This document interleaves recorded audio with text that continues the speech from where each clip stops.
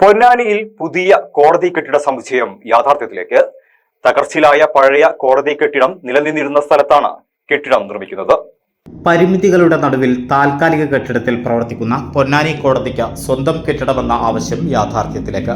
നേരത്തെ പ്രവർത്തിച്ചിരുന്ന പഴയ കെട്ടിട സമുച്ചയ ഭൂമിയിലാണ് പുതിയ കെട്ടിടം നിർമ്മിക്കുക.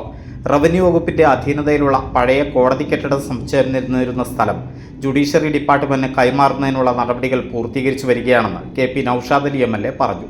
ഈ സ്ഥലം ജുഡീഷ്യറി ഡിപ്പാർട്ട്മെന്റിന് വിട്ടുകിട്ടിയാലുടൻ ഇവിടെ പുതിയ കെട്ടിടം നിർമ്മിക്കാനാണ് ആലോചന.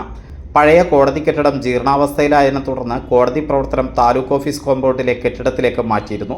സ്ഥലപരിമിതി മൂലം ഏറെ പ്രയാസമാണ് ഇവിടെയുള്ളത്.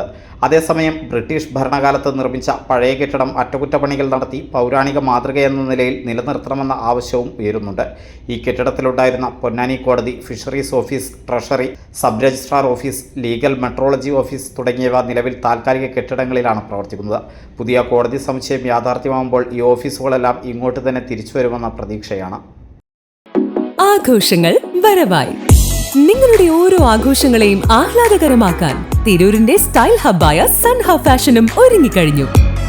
വെഡിംഗ് വസ്ത്രങ്ങളിലെ പുതു ട്രെൻഡുകൾ, എത്നിക് കളക്ഷനുകൾ, മോഡസ്റ്റ് വെയറുകൾ, കിഡ്സ് കളക്ഷനുകൾ, ബ്രാൻഡഡ് ജെന്റ്സ് വെയറുകൾ.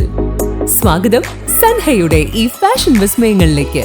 ഈ ആഘോഷകാലം സൻഹയ്ക്കൊപ്പം ആവട്ടെ. സൻഹ ഫാഷൻ, തിരൂർ.